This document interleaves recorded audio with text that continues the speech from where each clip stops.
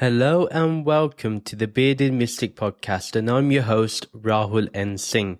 Thank you for taking out the time today to either watch or listen to this podcast episode. Today we will be continuing on with my thoughts on the Bhagavad Gita, and before we do begin, there are a few things I would like to talk about. If you're really interested in supporting the Bearded Mystic podcast and you've found great benefit in listening or watching these episodes, then please do support this podcast on Patreon, where you can get ad-free and bonus episodes along with other benefits depending on the tier that you select. Your support means everything, and it really does help the podcast keep running efficiently and smoothly, and also widens the audience that this message can reach to. If you would like to know more about it, the details are in the show notes and video description below. On Saturdays at 11 a.m. Eastern Standard Time, there is a free virtual meditation session along with discussion and Q&A. If you're interested in meditating with us as a community, then you can find out the details in the show notes and video description below. Please do like, comment and subscribe if you're watching this on YouTube. And if you're listening to this on your favorite podcast streaming app, then please do give this podcast a 5-star rating. It helps the podcast get up in the charts and allows the algorithm to bring this podcast to new listeners. And also do review the podcast if you can, and make sure you do follow or subscribe to keep getting future episodes. Let's get started with today's episode. We will be looking at chapter 10 verses 1 to verse 7, and this particular chapter is about Vibhuti Yoga. So this is talking about the qualities of Ishvara, or Saguna Brahman, or the shared being as we often refer it as. Keep this in mind when we're going through this chapter. The way to see it is, in the beginning, we feel that we are a separate being, and then there is, say, existence. And existence is made up of Saguna Brahman, or Ishvara, or the shared being, or an Ishtevta that we really like. So there's these two differences. And then, essentially, there is this formless entity, this formless awareness that's there in the background that is beyond the manifestation of existence and is also beyond the individual self or jiv.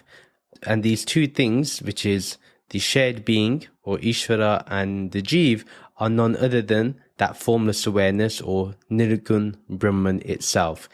That's the way to see it. Now, when Sri Krishna talks into this verse, he's talking about it in first person as me, and that is to denote that he's referring to existence at this point. And there are elements when sometimes he talks as Nirgun Brahman. It is up to our discernment to understand the differences between the two and take that forward.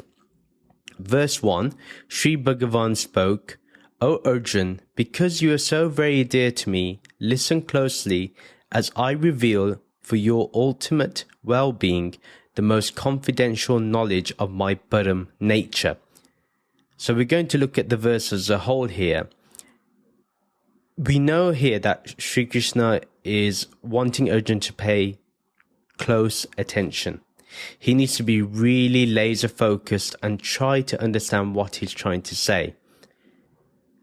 And he gives the first point that the reason why he's giving this knowledge is because Arjun is very dear to him, very, very dear. And this means that even for us who are able to read this, who have come across the Bhagavad Gita now, even for us, we are now dear to Sri Krishna. We are also dear to this Paramatma, or this Brahman or shared being itself. Now, when he says, listen closely as I reveal for your ultimate well-being, this does two things. One, it's making sure that Arjun's intellect remains steady, so he has to be deep in listening. This is the important thing he has to do, is listen. Now, here, the thing with listening is that it has to be taken in deeply, not something that is just heard and then taken out the other. He has to really allow the message to embed itself in his intellect, in his mind, and in his whole outlook towards life. The other aspect is he is saying it's for your ultimate well-being. What would be the ultimate well-being here? It will obviously be Jivan Mukti, or freedom from suffering. If Arjun listens, this is what he's going to be guaranteed, because Sri Krishna cares about his ultimate well-being, and not just Arjun's ultimate well-being, but the well-being for all of humankind. This is what we must understand. And when he mentions confidentiality, this automatically appeals to us, because we are like, oh, it's confidential, it's a secret. Oh, nobody knows about this. And this automatically creates a feeling of being special, and therefore we'll be like, you know what, I really need to listen to this. I really need to take in this wisdom. So the most confidential knowledge of my Param nature, my ultimate nature, the highest nature. Now the highest nature is obviously Nirgun Brahman, but within Nirgun Brahman is Sat Chit Ananda. And what Sri Krishna is doing is emphasizing the Sat aspect. Chit, we know, is Brahman itself, formless awareness itself, but the Sat element is existence. Everything that we see, perceive, is about praising that. Also, the other aspect of looking into this chapter is how Sri Krishna does this to ensure that Arjun doesn't get any ego either. If you say to someone, I'm telling you a secret, only you're going to know, but then you reveal this ultimate nature, this Param nature, it automatically brings in a bit of humility that, okay, I'm going to know something higher than me, and therefore there's no need for me to have ego. So this is a clever tool by Sri Krishna to eliminate any notion of ego. Then verse 2, neither the Devas nor the greatest rishis completely understand my true nature, for I am the source of the Devas and the Maharishis. One thing we can understand from this whole verse, and we're going to take a look at the whole verse here, Sri Krishna is talking about how even the Devas cannot completely understand Brahman's true nature. They cannot comprehend what it really is. Now, they can explain Nirgun Brahman, they can explain formless awareness, but how do you explain this manifestation to people? How do you explain the manifestation which is full of polarities, full of opposites, and where people cannot understand the contradictions within nature? What is really a synchronicity, people see it as opposition or conflict.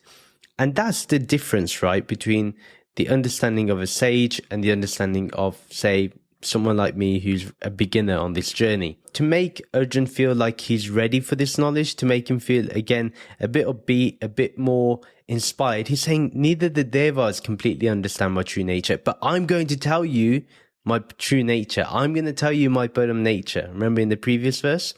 Then he says, nor the greatest rishis completely understand my true nature.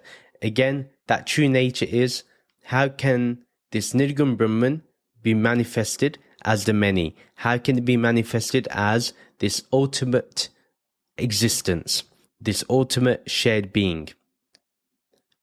And it could be also, maybe, that the rishis or the devas have not actually reached full enlightenment yet.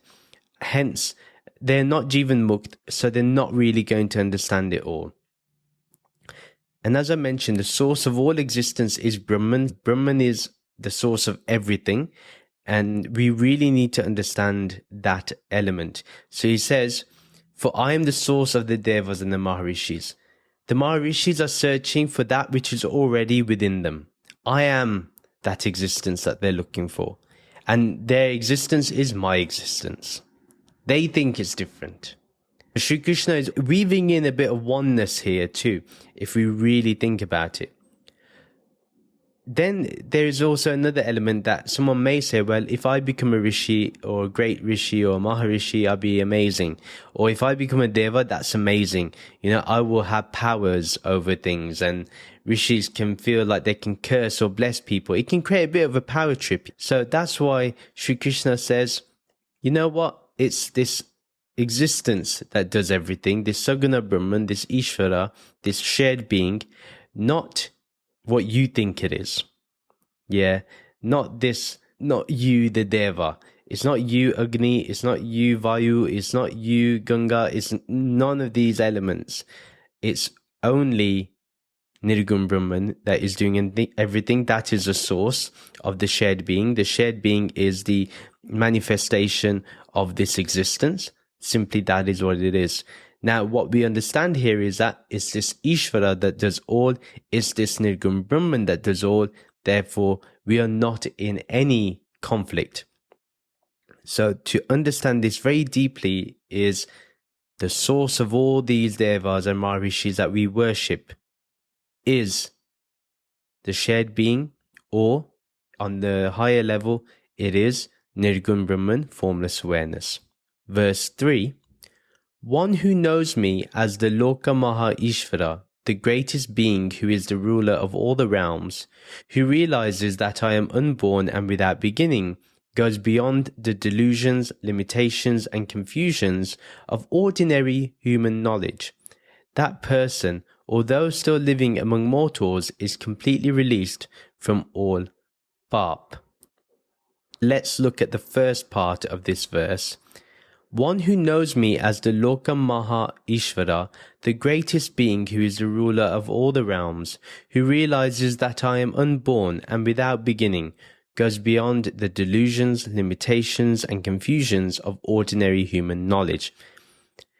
We have to understand here that Sri Krishna is referring to himself, referring to his own being as Saguna Brahman, or the shared being, to make it easy for us, the Loka Maha Ishvara, the greatest being who is a ruler of all realms.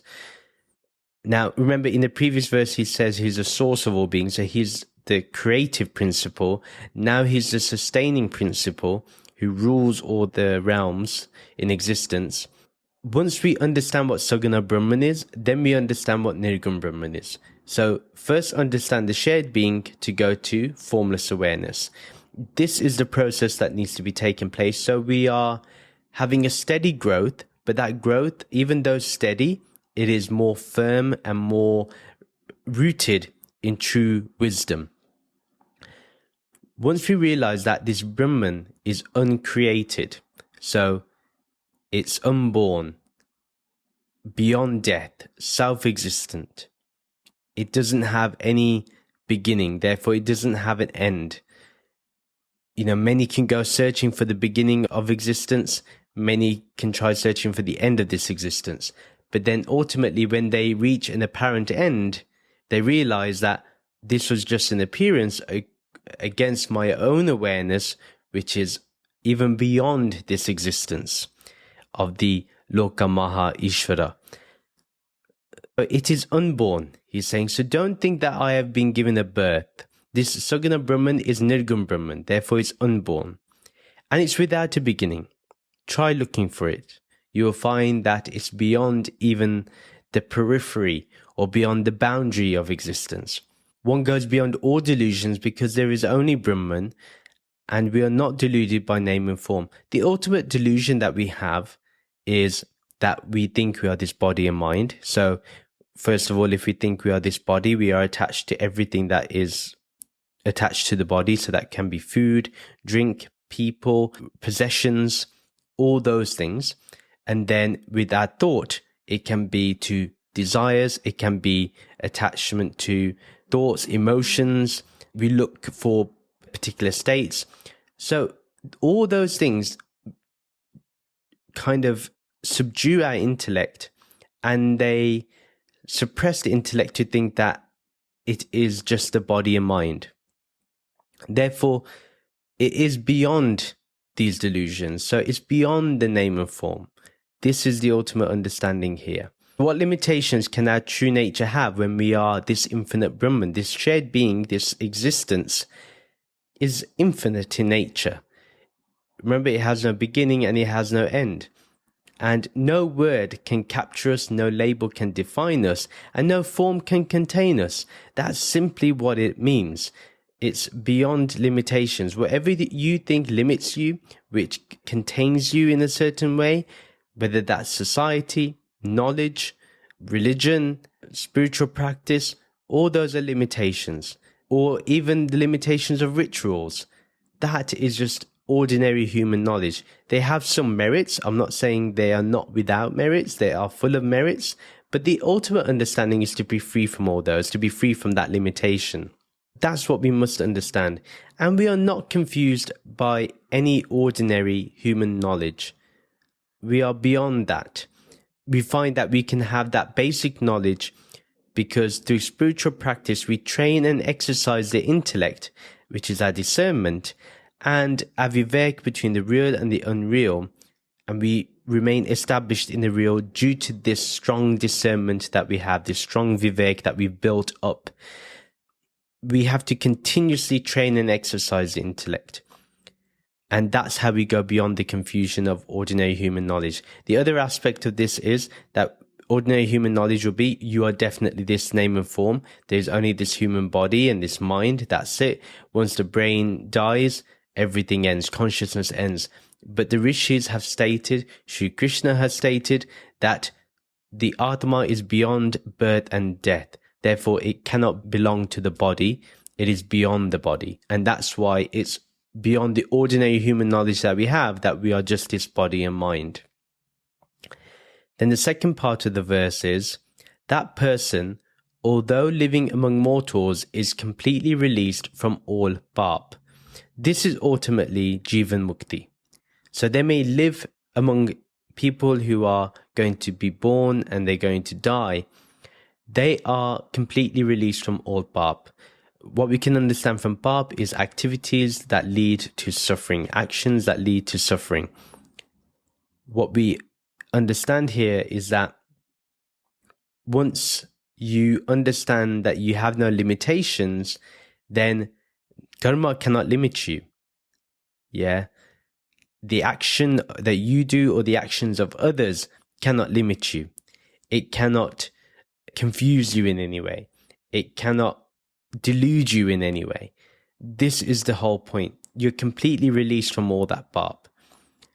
Those actions that cause suffering are just not experienced anymore from the highest level. The body and mind may still find that it has the effects of those karma, but ultimately your awareness is not touched by them. Therefore, you're not in pain due to them. You're not suffering because of them. So you're free from all pap. So we live in the world, we consume all the aspects of the world, and yet we are untouched by every activity and experience that we have. We are completely free. We are no longer affected by the colors of the world. In fact, the world is colored by our own awareness. That's the way we start seeing things. That's the way we start understanding life to be. Let's look at verses 4 and 5. I'm going to go over the English translation of the words. I'm not going to say the Sanskrit words. I'm just going to say the English. The qualities of discernment between matter and the Atma, knowledge of both Prakriti and Brahman, undiluted awareness, patience, truthfulness, control of the senses, equanimity and tranquility, pleasure and pain, the state of embodied being, the state of disembodiment, fear, courage, performance of one's dharma while causing the least harm, sameness, equality with all beings, self-contentment, self-improvement by correct practice, circulation of resources in society, fame, and then infamy. These 20 qualities and states of existence are present in varying degrees in every living being, and all have their origin within me. What we're going to do is we're going to go through each quality, and we're going to find these qualities or these states of existence within our own self. And we may find that some of these qualities are no longer present in us, but we know they were there in the past. We know that these are actually the qualities of Brahman itself, this ultimate formless awareness. But in this regard, we can understand it as being existence itself. The following states of existence that we may be in are present in all beings, but some experience it more than others. That's the only difference. We must remember that they all originate within Brahman. Everything goes within Ishvara, everything goes within formless awareness. Let's look at the first two qualities. Buddhi, which is the discernment between matter and the Atma, and the knowledge of both Prakriti and Brahman. As we know, the intellect helps us discern between the real and the unreal, the material nature and the witness consciousness, Prakriti and Purusha. So this is what we ultimately strengthen when we are reading scriptures like this, when we are taking in knowledge like this, when we listen to our Guru. This is what we are capturing. We are being able to discern between matter and the Atma. The Atma is this formless awareness, this ultimate reality, and this discernment, this buddhi that we have, keeps making sure that we go towards the ultimate reality, the highest knowledge, and don't get distracted by nonsense that happens within matter. Then you have Gyan, which is the knowledge of both Prakriti and Brahman. So this Gyan is the knowledge that tells us to remove Prakriti through Neti, and to focus on Brahman itself completely, on formless awareness. So in Neti, we will get rid of existence, but we know that this existence is Brahman itself. Therefore, it's just an appearance, and why would anyone get disturbed by an appearance? This is the ultimate understanding that we need to have when it's looking at its true nature as Loka Maha Ishvara. Then the next two is Asam Moha and Shama, which is undiluted awareness and patience. When it comes to the undiluted awareness, this awareness which is free from all delusion, this formless awareness that is the witness and observer, that does not get mixed in with the experience of what is going on in the brain as it processes the information around it through the senses. So it ultimately never gets deluded into thinking it's only belonging to the body and mind. This awareness is established in formless awareness itself. And then you have patience, obviously. There's incredible patience in someone who is established as Ishvara. They never rush towards others, and neither do they want certain results quickly. They are content with what happens in life. They are happy. They are at peace. And that's where we want to be, at peace and always patient and waiting for things. We're not impulsive. These are the qualities of Ishvara that we all have in existence, that are present there in existence, that we can grab onto. Then Sri Krishna talks about Satya, which is truthfulness, Dhamma, which is the control of the senses, and Shamma, which is the equanimity and tranquility. So one is always establishing truthfulness. One is always dealing in the truth, with the truth, and only the truth itself. Nothing else is it attached to. In every word and deed, one is established in that truthfulness. One is always honest. One is always sincere. One is always understanding the pulse of what other people are thinking. They read a room really well, and they are honest people. That's the main thing you gotta look for, truthfulness. And I say that even when you're looking to do business with others, it's very important that you have that element of truthfulness and that you look for that quality in the other person. Then he talks about the control of the senses. So one who always has control over the senses may go into different directions, but the rein is within our own hands. We can choose what and how to perceive these sensory experiences through our buddhi. So we don't have to be creating a situation where we just feel good. No. What happens is we choose what and how to perceive these sensory experiences. We choose what will help us and what doesn't help us. The brain does an amazing job of it already. Then one is established in equanimity and is also composed as the witness consciousness, regardless of what situation one is in. Great or extremely bad. We could be in a great situation, we are still the same. We're in an extremely bad situation, we are the same. There is always tranquility in one's heart, and one is always calm and collected. We look for the betterment of others. We look for the true. We are always calm. We have patience. We are not rushing to do things. We are paying attention to our loved ones when we're all together. All of those things are aspects of equanimity and tranquility, because we are just looking for that peaceful middle, and we don't need it to be too happy, nor do we need it to be too low. We need it to be just perfect. So that's what Sri Krishna is talking about. Then sukh, which is joy, and dukh, which is pain.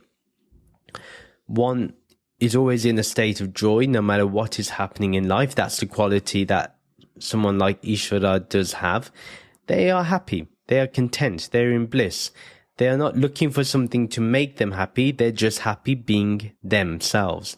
And that's what we need to try to do. So dukh meaning pain. So one can feel pain, especially for others. And it's because we have that basic sense of empathy. When we have that sense of empathy, we can care for others, we can love others, we can reduce the pain of others, we don't like to harm anyone. That's the important thing here. Then bhav, and then above, which is the state of embodied being and the state of disembodiment. One is an embodied being in terms of having a human form, so the jeev has inhabited the body, hence this is a state of an embodied being. The state of disembodiment is when one is disembodied, maybe during meditation or even as formless awareness. When we are in that frame of mind, we are then in the state of disembodiment. And that's what we need to understand, that all of these qualities are within us to some degree. Then he talks about fear and courage. One does not have any fear because one's awareness can cause fear to anyone's ego, especially our own. Everyone has some sort of worldly fear. There may be, I fear snakes. I'm scared. I'm scared of heights. I've done a lot to improve that fear, but it's part of life. You fear some things. When you see a spider, your heart may jump a bit because you don't want to kill the spider, but you have to address that problem, because if someone else is in the house, you're going to be called.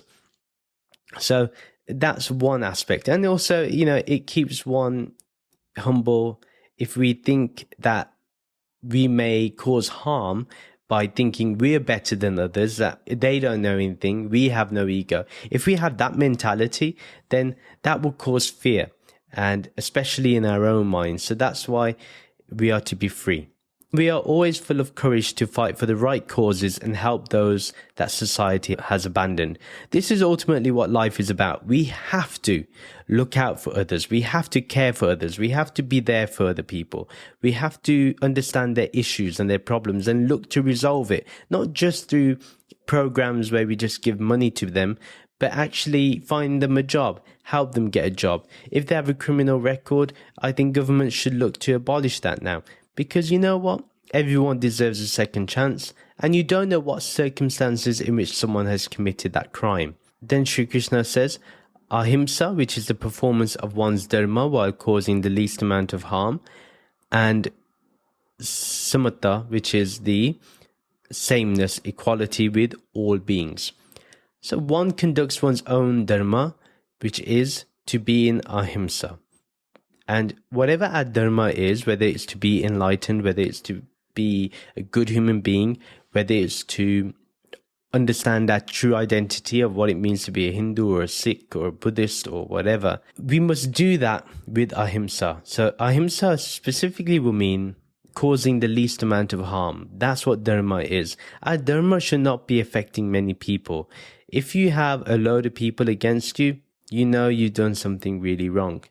So this is what we have to understand here, that we must commit to our actions with the least amount of harm possible, and no action should hurt anyone or harm anyone to the extreme. We want to be calm, we want to be at peace, we want to be able to understand that everybody is the same. At the end of the day, we are all either cremated or buried. We all have the same destination. There's no get out clause here. This is a very subtle point, but a very important point that I think we should all take in. Then he says, tushti, which is self-contentment, and tapas, which is self-improvement by correct practice. So one is always content. just being within themselves, they are content. They don't need something to be content. They don't need their desires to be met. They don't need their ego to dissolve away. They don't need to even be in formless awareness. They are automatically in that state because they are self-content. This formless does not ask to be in contentment. It doesn't pray for it. It's automatically present within itself to be content. Nothing can add to this, and nothing can take us away from the eternal state of awareness. Through correct practices like fasting, Nam Japa, we are constantly improving our human birth. This is why we do self-improvement by correct practices, whether that's mindful meditation, whether that's meditation itself, whether it's mantra jap, whatever it may be. It's there to improve this quality of life that we have. Quality of life is not just about the money you have. More importantly, it's about how you are as a human being. That's what matters more. Then Dan, which is the circulation of resources in society. Sometimes it's translated as charity, but we need to ensure that we give to those that really need it, that are really suffering, that are homeless, that do not have money to eat, that do not have any desires to get up for work. We have to be there for those people to build them up and to make them better. It's not always going to be successful, but this is the aim. We should actually look at the root cause of the problem rather than looking at the symptoms of the problem and thinking the underlying cause is not important. This is very, very a clear instruction that we must circulate the resources we have. So anyone that's keeping too much money, who's hoarding that much money, you can consider that they could give that money out to people, to charity, and help this world become a better place. Our hearts should encompass all of society. So it's not like, oh, where I go for my religious upbringing or spiritual upbringing, only them going to give donations or wealth or any other reasons why we do these things. We do it for the whole of society. We do it for their blessings, nothing more, nothing less. Then Yash and Ayash, which is fame and infamy. There is so much fame for that person that knows what this Ishvara truly is on the practical level and even on the ultimate level. This Brahman is established and we understand that this Jeev is Brahman itself. Therefore, that's how it gets fame. That person is famous because they know who Brahman is and they know that they are established in Brahman no matter what happens. And then Yash, infamy, there is no essence of infamy as formless awareness, but one may have a bad quality or deed in human existence, and we must embrace it, look at it, change it, make ourselves better. That's infamy. Then verse 6. The Vedas say that in ancient times there were 7 great rishis and 4 great manus who were the source of various lokas in the universe and who were responsible for populating these planets with human beings.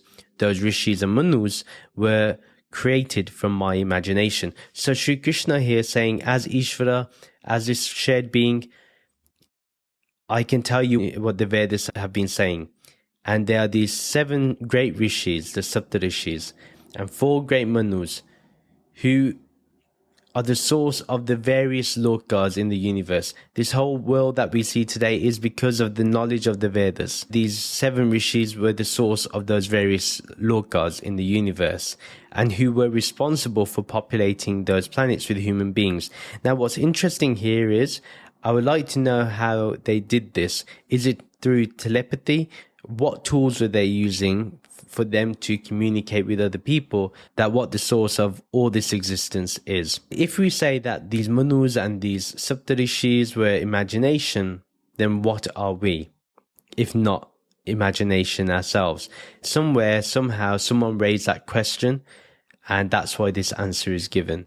To populate those planets with human beings, the 7 rishis and the 4 great manus got together to make that happen. Then verse 7, which is the final verse of the day, all this universal beauty, glory and power is merely Vibhuti Yoga, the wonders manifested by me through my unlimited and inconceivable powers of yoga. One who fully understands this becomes forever united with me by means of the unwavering connection of their yoga. Let's break this verse up a bit.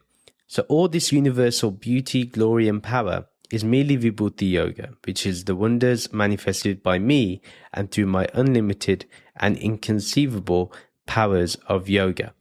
So all this universal beauty that we see, when we look at this universe, this existence, when we look at the night sky and we see the stars glistening, when we look at this nature, when we look at trees, mountains, we see all this beauty in existence and we say, what beautiful existence. And that's why we have reverence for all of existence, for all of creation, because we see it as a limb of the formless.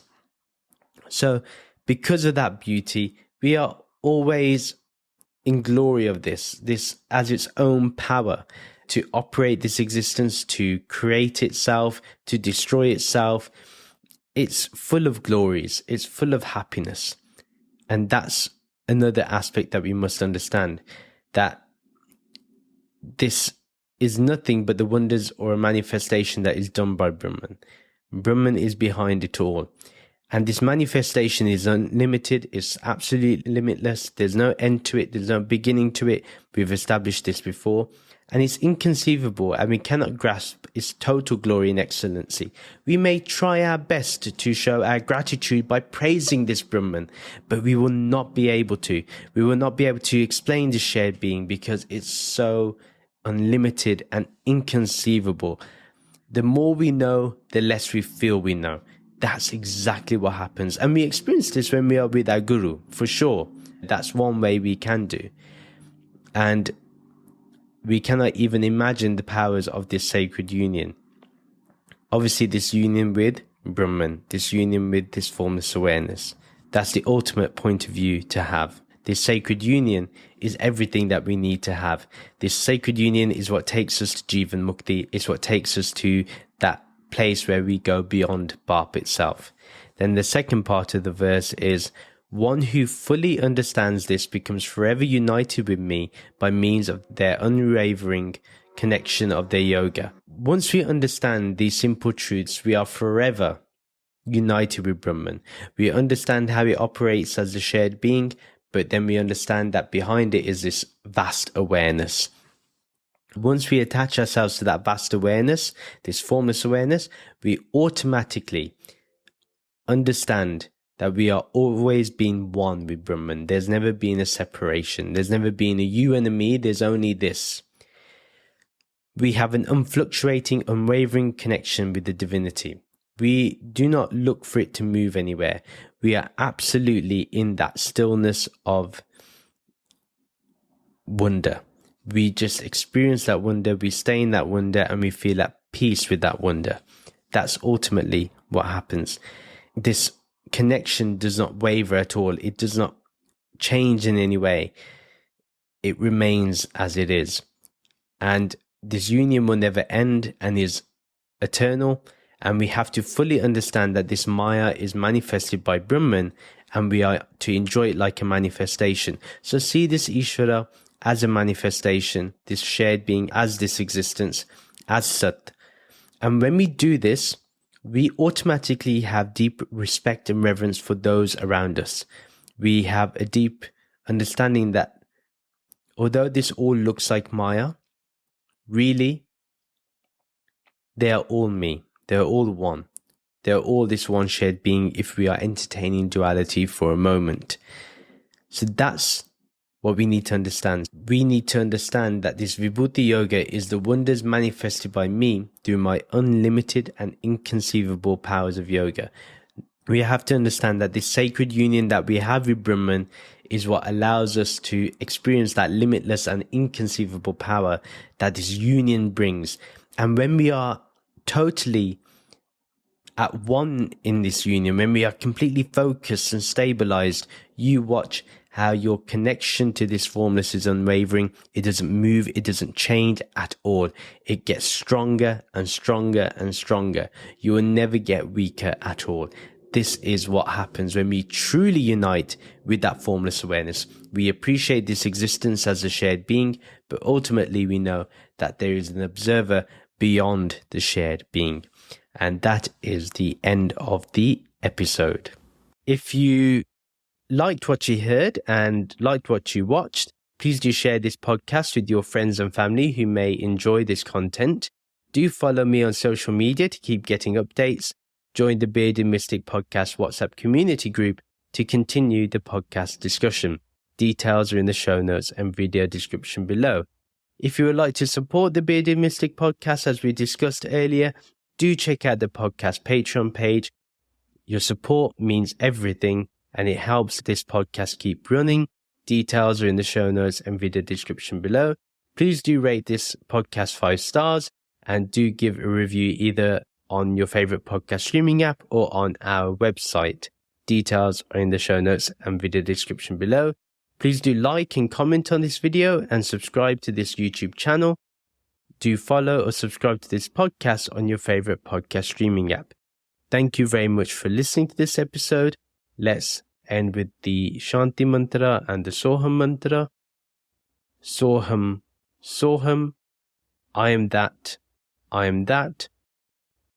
Om Shanti, Shanti, Shanti. Om peace, peace, peace. Namaste.